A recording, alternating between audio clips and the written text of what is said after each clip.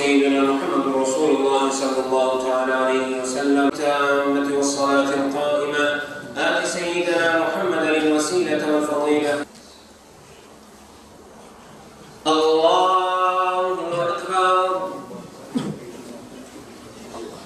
بسم الله الرحمن الرحيم. الحمد لله رب العالمين. إياك نعبد وإياك نستعين. 85-90 günü aşacak ve hala dünya ülkeleri sessiz. Ama biz elimizden geldiği kadar bu sessizliği bozmak için ve gündem yapmak için elimizden geldiği kadar riyabi cenaze namazları, ondan sonra eylemler, toplantılar neyse, gereken neyse elimizden geldiği kadar yapmaya çalışıyoruz ve yapacağız da Allah'ın izniyle. Kudüs'teki şehitlerimizin riyabi cenaze namazını kılmaya uydum hazır olan imama. Allahu Ekber. Allahu Ekber. Allahu Ekber.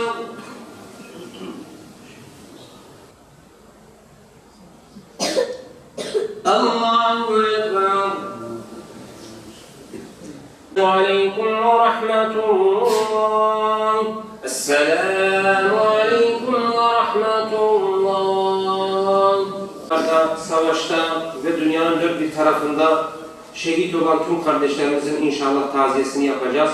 A'zamallahu ecrakum ve ahsen azaakum ve gafarallahu limerhumeykum ve ila ruhihima ve ila ruhihim ve emvatil hadirin. El Fatiha.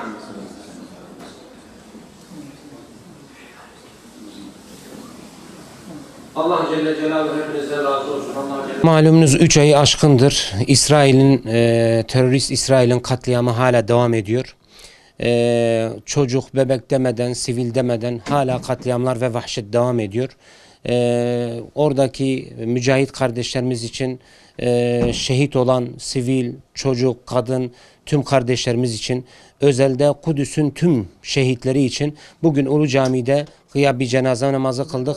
Allah'ın izniyle hem gıyabi cenaze namazlarımızı hem de yürüyüşlerimizi hem de farklı etkinliklerimizi devam ettireceğiz ve Kudüs'teki, Gazze'deki katliamı unutturmayacağız ve bunun üzerinde sürekli inşallah gündem yaratmak amacıyla ve insanların unutmaması amacıyla bu etkinliklerimize devam edeceğiz. Allah gelen herkesten Allah razı olsun.